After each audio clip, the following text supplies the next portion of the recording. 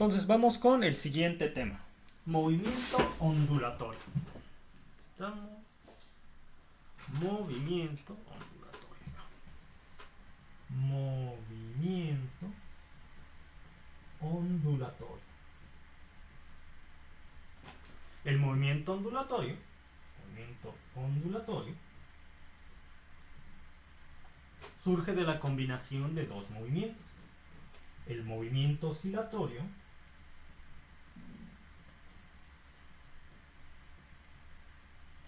y el movimiento de traslación.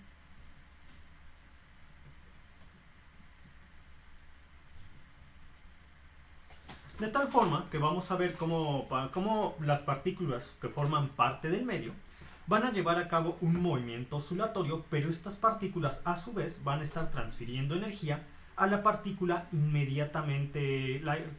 está inmediatamente al lado, o en el caso de un análisis a lo largo del eje X, o la partícula que esté inmediatamente arriba o abajo en el caso de un desplazamiento a lo largo del eje Y.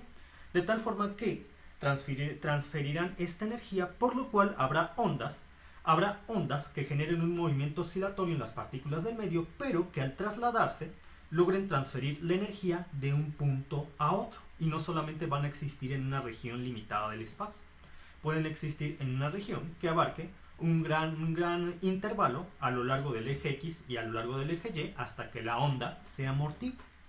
Entonces, ¿dónde podemos ver el movimiento ondulatorio? El movimiento ondulatorio lo podemos ver en las ondas que se forman en la superficie del agua al arrojar una piedra, en una cuerda de saltar, o una cuerda simple a la cual se le produzca una perturbación en un extremo, en las ondas luminosas, ya hablando de óptica, en las ondas electromagnéticas, hablando de electricidad y magnetismo, ¿qué más? En las ondas sísmicas, en este caso serían ondas sísmicas que viajan a través de medios sólidos, como lo es la superficie de la Tierra.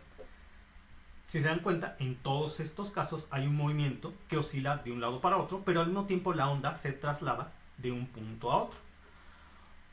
¿Qué otro ejemplo? Samuelos. Bueno, en todos este tipo de ejemplos podemos ver el movimiento ondulatorio. Entonces, en el movimiento ondulatorio vamos a estudiar el cómo se trasladan las ondas. Va a haber puntos en los cuales las ondas tengan una máxima de energía cinética. Y estos puntos ocurrirán en aquellas secciones donde haya una máxima de energía potencial. Y la máxima de energía potencial ocurrirá en aquellos segmentos de la onda donde los elementos que formen parte del medio a lo largo de la cual se propaga la onda se compriman. Y esto ocurre en los picos tanto positivos como negativos de la onda. En dichos puntos la energía cinética será mínima o nula. Sin embargo, en los nodos de la onda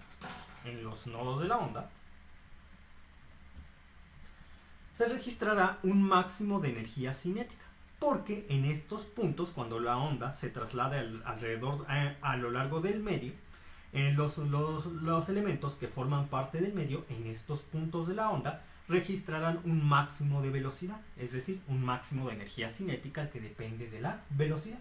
Y aquí la energía potencial será nula, o será muy poca o nula. ¿Qué más?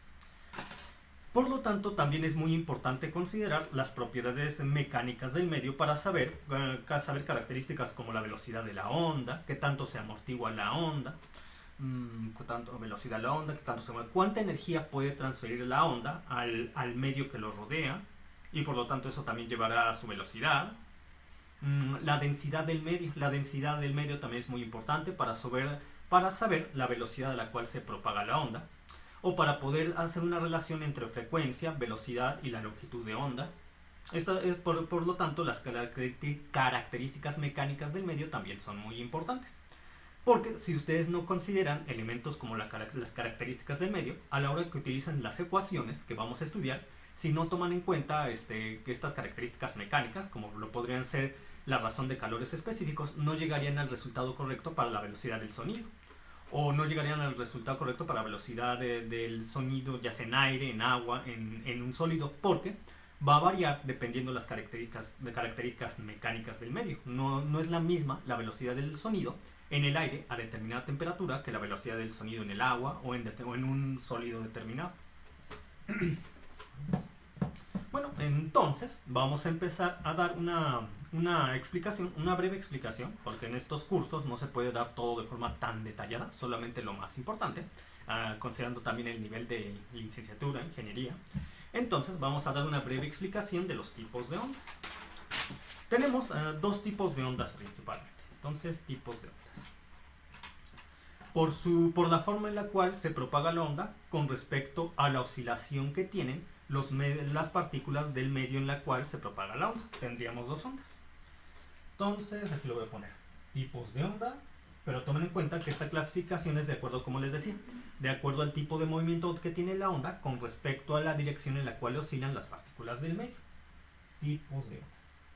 Y de acuerdo con ello, tenemos dos tipos de ondas. Las ondas transversales.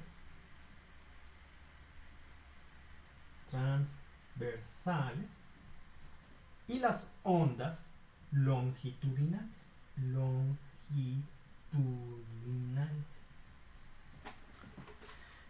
¿Cuál es la característica de las ondas transversales? La característica de las ondas transversales es que la onda se mueve en una dirección perpendicular a la dirección en la cual se mueven las partículas del medio. ¿En dónde podrían ver esto? Un ejemplo muy característico de esto es una cuerda de saltar. Ustedes hagan de cuenta, están aquí y mueven una cuerda de arriba a abajo. Es decir, están provocando una oscilación en el medio de arriba a abajo. Pero la onda se propaga de izquierda a derecha. Llevan a cabo una oscilación de arriba a abajo. Provocan que las partículas del medio, en este caso las partículas de la cuerda, oscilen de arriba a abajo. Sin embargo, la onda se mueve en una dirección de izquierda a derecha. Y ustedes ya lo han visto esto cuando juegan en la primaria o en la secundaria con la cuerda.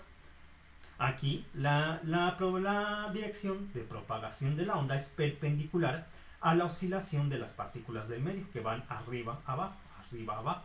Pero la onda va de izquierda a derecha. Ahora, una onda... Bueno, ¿qué otro ejemplo tendríamos de ondas transversales? A ver, déjenme pienso, se me ocurre uno... El más característico es de la cuerda de saltar. Bueno, ahorita no se me ocurre algún otro. Es que como nos la pasamos estudiando este ejemplo, dado que es muy sencillo de comprender, luego les digo otros de ondas transversales. Ahora, vamos con ondas longitudinales.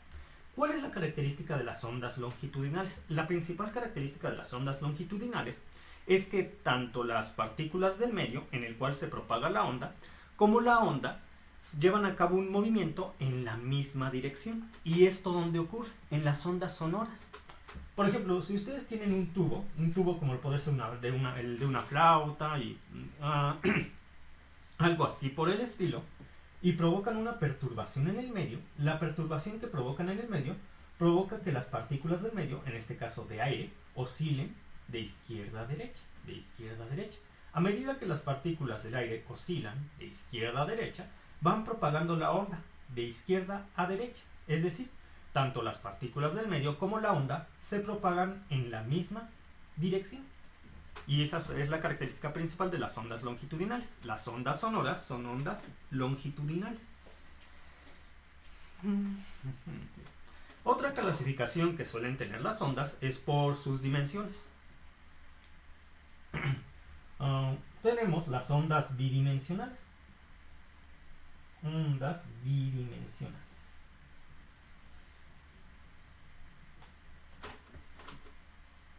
Que ustedes se podrán dar cuenta de ellas cuando analizan desde arriba una onda que se propaga en un plano como lo podría ser la superficie del agua. Si ustedes lo visualizan desde arriba, la verán como una onda bidimensional. Ahora sí que esto también, bueno, en este caso dependería de la perspectiva. Cómo se van propagando las ondas desde el punto de generador de ondas, que es en la región en la cual se estrelló la piedra. Si ustedes arrojan la piedra en una superficie de un medio de agua y ven cómo la onda empieza a proyectarse en todas direcciones en el plano, alejándose de la fuente puntual de ondas, una onda bidimensional. O también podríamos tener ondas tridimensionales. Que vuelvo al caso de las ondas sonoras. Las ondas sonoras son tridimensionales. una vez que una fuente emisora de sonido, como lo podría ser una persona, una bocina, una campanita, se convierte en una fuente puntual de ondas, el sonido se va propagando se va propagando, alejándose de la fuente puntual de ondas en todas direcciones. En este caso, las ondas sonoras son ondas tridimensionales. Hay otra clasificación que les gusta mencionar en los libros, que es por el tipo de frente de ondas. Por lo general tenemos el frente de ondas puede tener algunas formas características. Como les estaba comentando, volviendo al ejemplo de la superficie de agua, cuando ustedes arrojan una piedra, el frente de ondas tiene una superficie circular o genera un círculo, el frente de ondas, a medida que se aleja de la fuente puntual de ondas. A algunas personas les gusta mucho definir de forma muy exacta, muy estricta, qué es un frente de ondas. Viendo un concepto muy estricto de la definición del de los frentes de ondas, el frente de ondas es aquella región de la onda donde tenemos la misma fase. Esa sería la descripción del muy matemática del frente de ondas. Aquella región de la onda donde tenemos la misma fase. ¿Y cómo lo podríamos ver esto gráficamente? Entonces, visualicen ustedes el charco de agua o la piscina, ¿no? que está antes de que ustedes arrojen la piedra, está en reposo. Entonces arrojan la piedra y se genera una onda. Lo que ustedes ven como frente de ondas es todos aquellos puntos de la onda donde están teniendo la máxima altura de la onda y es continua alrededor de la fuente puntual de ondas, porque esa región serían los mismos puntos donde la onda tiene la misma fase, en este caso el pico de la onda, y ese sería el frente de ondas. Aunque también podrían tomar como referencia el punto siguiente con diferente fase de la frente de ondas, aquella región donde es mínima la altura. Entonces, toda aquella región donde es mínima la altura y es continua alrededor de la fuente puntual de ondas, también sería el frente de ondas. Es decir, toda aquella región de la onda que tiene la misma fase y está en el mismo ciclo. Porque por ejemplo, consideren que esta frente de ondas es porque tenemos la misma fase con la altura del pico positivo. Y dirían, pues es este y este. No, lo que pasa es que sí, es la misma fase con el pico positivo, pero diferente ciclo. Entonces el frente de ondas es la misma. Es aquella región de la onda que tiene la misma fase y estamos en el mismo ciclo, no en ciclos distintos. ¿Qué otra? También existen los frentes de onda rectos o planos. Por ejemplo, ustedes tienen de nuevo el charco de agua.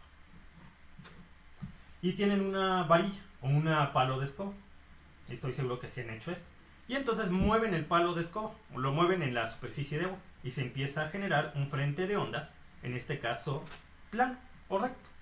Lo mueven así, aquí está el palo de escoba, lo mueven en la superficie de agua y se empieza a generar las ondas donde los frentes de onda tienen la forma de una línea recta. O en los casos para los cuales tenemos un frente de ondas que es circular, pero a medida circular, así como este.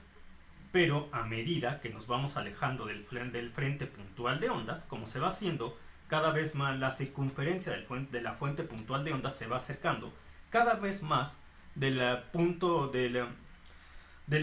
donde se genera la onda. Esta onda, una vez que ya estamos lo suficientemente lejos, parecería que tiene un frente de línea recta y no circular. Esto también depende nuevamente de la perspectiva y de la forma en la cual estemos estudiando al frente de ondas. Y para todo esto de las ondas son muy importantes los conceptos que ya hemos visto anteriormente, los de la frecuencia y el periodo. Nuevamente la frecuencia. La frecuencia es la cantidad de ciclos completos que tenemos en un segundo, o la cantidad de ciclos completos que ocurren en un segundo. Recuerden, un ciclo completo está formado por un pulso positivo y un pulso negativo. Entonces, hagan de cuenta que yo tengo una onda como esta. Entonces se generan 1, 2, 3. 1, 2, 3. Se generan 3, 1, 2, 3. 3 ciclos completos en un segundo. Es decir, de aquí a acá, para que se generara la siguiente onda, de aquí a acá, Tenemos 1, 2, 3 ciclos completos, entonces tenemos 3 Hz o 3 ciclos completos por segundo. Y el periodo, recuerden que el periodo, que es el inverso de la frecuencia,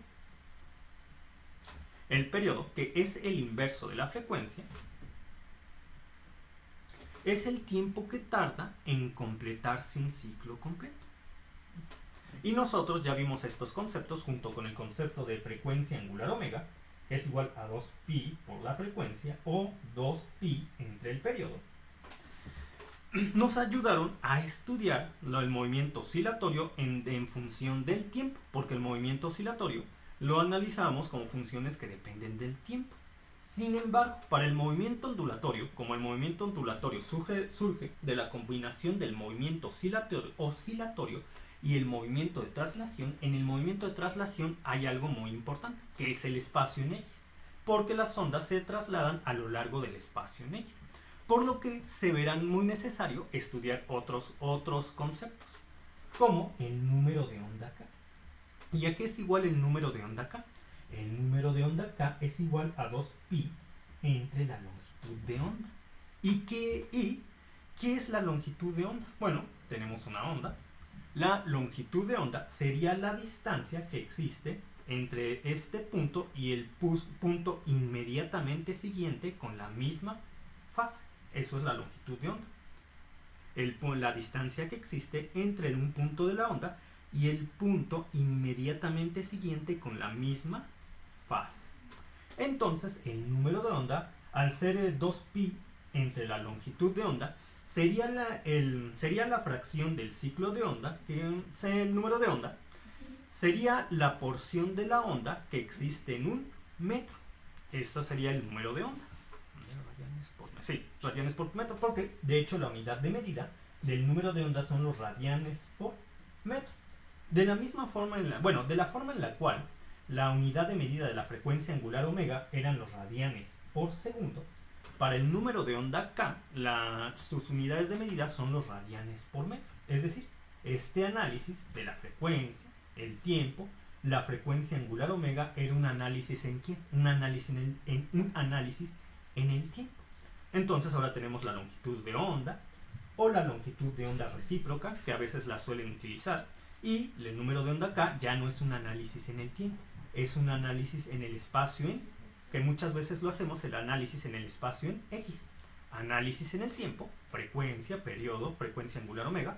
Análisis en el tiempo, frecuencia, periodo, frecuencia angular omega. Análisis en el espacio, longitud de onda recíproca, número de onda K.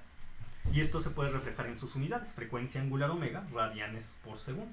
Número de onda K, radianes por metro. Ahora el análisis va a ser en términos de dos variables, el tiempo y el espacio. Porque como les estaba comentando, el movimiento de traslación involucra ondas que se mueven en el espacio. Entonces, considerando todo esto, podemos tener lo siguiente.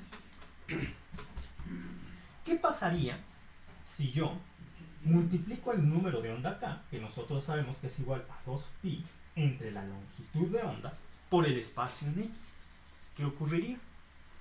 Entonces, si yo multiplico el número de onda K por el espacio en X, estoy tratando de averiguar la cantidad, la porción de ondas que existen en una determinada región del espacio. Hagan de cuenta. Entonces tengo la siguiente gráfica. Y ahí está. Imaginen que de este punto a este punto tenemos 3.5 metros. 3.5 metros. Y entonces de aquí a acá tenemos la longitud de onda. Una longitud de onda. De aquí a acá tenemos otra longitud de onda. El análisis de las longitudes de onda se miden en metros, porque el análisis de la anchura de la onda es en el espacio en X, metros. Bueno, en este caso en el espacio en X, podría ser en Y o en Z, pero generalmente lo hacemos en X. Ahora, yo sé que el número de onda K, cuyas unidades de medida, el número de onda K, cuyas unidades de medida son los radianes entre metro me permite conocer la porción de la onda que existe en un metro.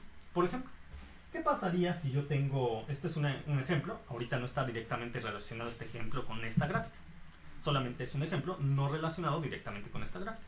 Es un decir de lo que voy a poner ahorita a continuación. ¿Qué pasaría si yo tengo un radián por metro? Un radián por metro. Yo sé muy bien que, que un pulso es igual un pulso que va de aquí a acá, de aquí a acá. En grados sería igual a 180 grados. En radianes sería igual a ¿cuánto?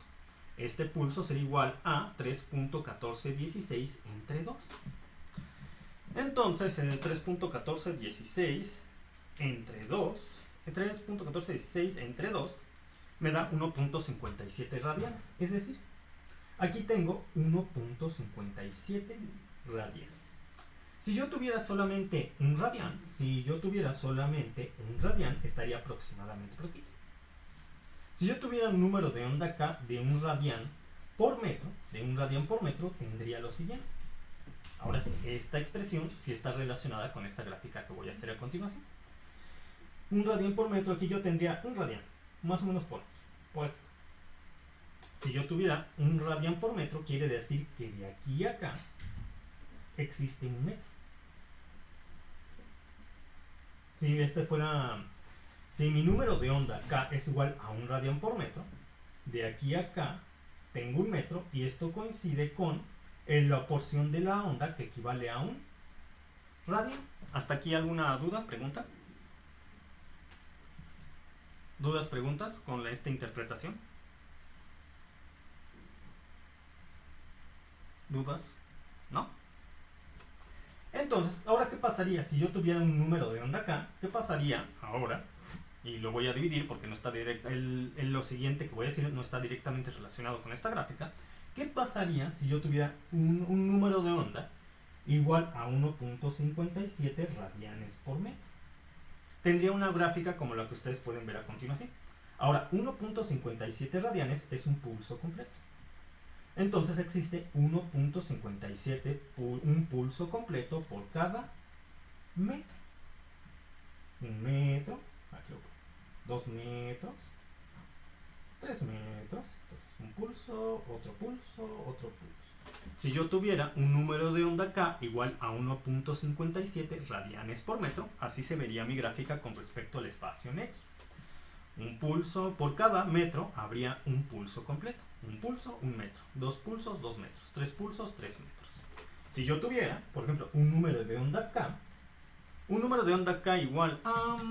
ya no tengo suficiente espacio. Voy a la siguiente hoja.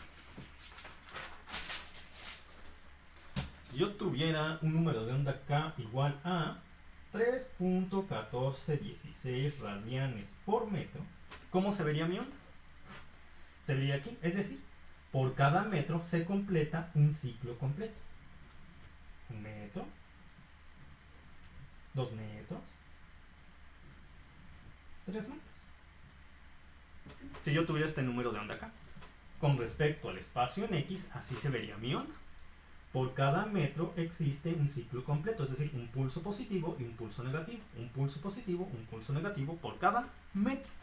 Ahora, ¿qué ocurriría si, volviendo a la gráfica anterior, pero voy a hacerlo con un ejemplo más sencillo antes de pasar a la gráfica anterior?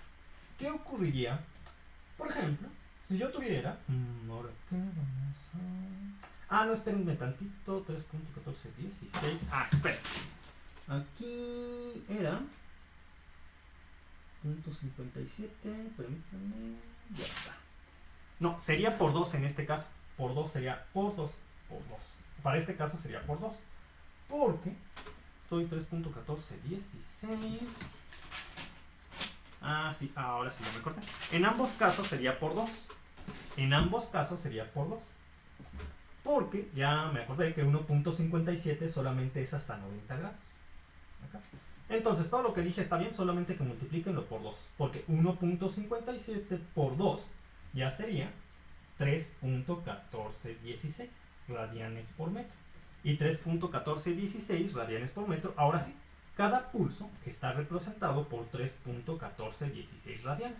De tal forma que tendría 3.1416 radianes de aquí a acá. Y eso existe cada metro.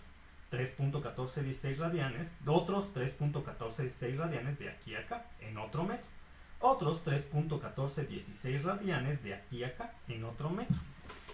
De la misma forma en la cual yo sé que un ciclo completo es igual a, un ciclo completo sería igual a 6.2832 radianes por metro.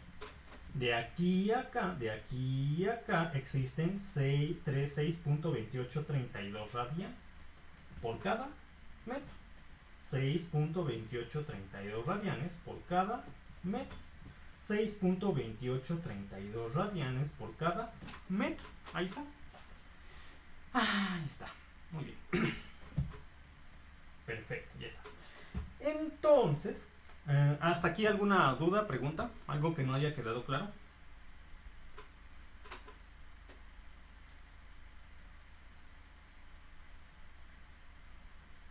Sí, entonces como les estaba comentando, un ciclo completo equivaldría a 6.2832 radianes, porque un ciclo completo son 2pi, y 2 por 3.1416, 6.2832 radianes. En el caso de tener un número de onda K igual a 6.2833 radianes por metro, es decir, tenemos un ciclo completo cada metro. Ahora, ¿qué pasa con el ejemplo anterior? ¿Qué pasaría, por ejemplo? ¿Qué pasaría si yo solamente considero un espacio en X precisamente de un metro? Yo no, ya hagan de cuenta, yo solamente quiero considerar el espacio que va de aquí a acá, un metro. Entonces, ¿a cuánto mide mi longitud de onda? ¿A qué es igual mi longitud de onda? Pues voy a ver. Mi longitud de onda, el número de onda acá es igual a 2pi entre la longitud de onda. Por lo tanto, la longitud de onda es igual a 2pi entre el número de onda acá. Muy bien. Entonces, yo en esta onda en particular estoy escogiendo solamente el espacio de un metro. Perfecto. Yo solamente estoy considerando dicho espacio. Entonces, yo tengo que para esta onda en particular, el número de onda K es igual a 6.2832. Y 6.2832 en términos de pi, sé que es ¿cuánto? 2pi, porque pi es 3.146. Entonces 2pi es igual a 6.2832. El número de onda K es igual a 2pi. Entonces, yo tengo que mi longitud de onda es igual a 2pi entre 2pi para esta onda en particular. Vamos a ver, 2pi entre 2pi es 1 metro. Precisamente, la longitud de onda mide un metro. Ahí está. ¿Qué pasaría? No, pero ahora quiero escoger para esta misma onda un espacio de 2 metros. Yo no quiero un metro, quiero 2 metros. Entonces, vamos a verlo. Entonces, la longitud de onda sería igual aquí a 2pi entre el número de onda K. Pero, ¿ahora qué está ocurriendo? Bueno, ahora como yo estoy considerando 2 metros, no solamente estoy tomando en cuenta 6.2832 radianes de la onda, no. Estoy considerando 2 veces 6.2832 radianes de la onda. De aquí a acá 6.2832. De aquí a acá 6.2832. 2 veces 6.2832 estoy considerando. Si ahora tomo en cuenta 2 metros. No, bueno, aquí el número de onda ya no es 6.2832, es 2 por 2pi, es decir, 4pi. Es decir, 4pi y estoy considerando 4pi, pero en sí el número de onda no. 4pi, 2pi. Pero en sí el número de onda no está... Pero hay que tomar en cuenta algo aquí porque suele pasar una confusión. Aquí debemos tomar en cuenta algo. A pesar de que estamos considerando ahora 2 metros, el espacio en X. Muy bien, muy bien. Aquí viene el análisis que yo quería realizar. Aquí me falta un elemento. Aquí falta un elemento y ahora viene el por qué yo quiero multiplicar el número de onda K por X. Muy bien. Entonces, si yo hago el análisis de esta forma, me faltaría algo para poder llegar al resultado correcto. Es el elemento justamente que quería incluir en el planteamiento de este ejercicio. Entonces, yo estoy considerando una distancia diferente a un metro.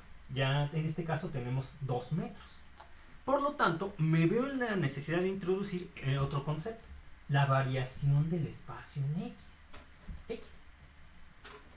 Que al multiplicarlo por el número de onda K, me permitiría saber qué tanto estoy avanzando. Por ejemplo, tengo 2 metros. En este caso ya estoy considerando a 2 metros. 2 metros. Aquí está. 2 metros. Bueno, el número de onda K, en este caso, si se dan cuenta, el número de onda K no va a variar, porque cada metro vamos a tener siempre el mismo número de onda K. La única forma en la cual variaría el número de onda K es si nosotros variamos la longitud de onda. Pero considerando que tenemos una longitud de onda que no va a estar variando en el espacio, es decir, será la misma para todo el análisis, entonces yo tengo de la misma forma, dado que la longitud de onda y el número de onda K son inversamente proporcionales, si no varío la longitud de onda, también poco varía el número de onda K. Entonces, si yo multiplico el número de onda K por el espacio en X y tomo en cuenta 2 metros, ¿qué ocurriría? Bueno, tendría el número de onda K en este caso es igual a 6.2832 radianes por metro, que lo puedo especificar como 2pi, porque 3.1416 es igual a pi, entonces 6.2832 es igual a 2pi. 2pi por 2 metros, por 2 metros. Y bueno, considerando el análisis dimensional, tendría yo aquí radianes por metro. Y aquí tengo metros. Radianes por metro, por radianes entre metro, por metro me da radianes. Entonces 2pi por 2 es 4pi. Es decir, si yo multiplico el número de onda K por el espacio en X que yo estoy considerando, ahora voy a tomar en cuenta toda la parte de la onda que quiero involucrar. Precisamente 6.2832 más 6.2832, es decir, 4pi de onda, 2 ciclos completos. ¿Y por qué es tan importante el concepto del número de onda K por el espacio en X? Porque precisamente me permite saber qué sección de la onda estoy yo tomando en cuenta por cada intervalo del espacio. Por ejemplo, para esta misma onda, ¿qué pasaría si ahora yo quiero considerar un espacio en X de 3 metros? Entonces el número de onda K por un espacio en X ahora igual a 3 metros sería 2pi por 3. Yo estoy considerando 6pi de la onda, es decir, 1, 2, 3 ciclos completos. Por cada 3 metros yo voy a tener 3 ciclos completos de la onda. Y así se va sucesivamente.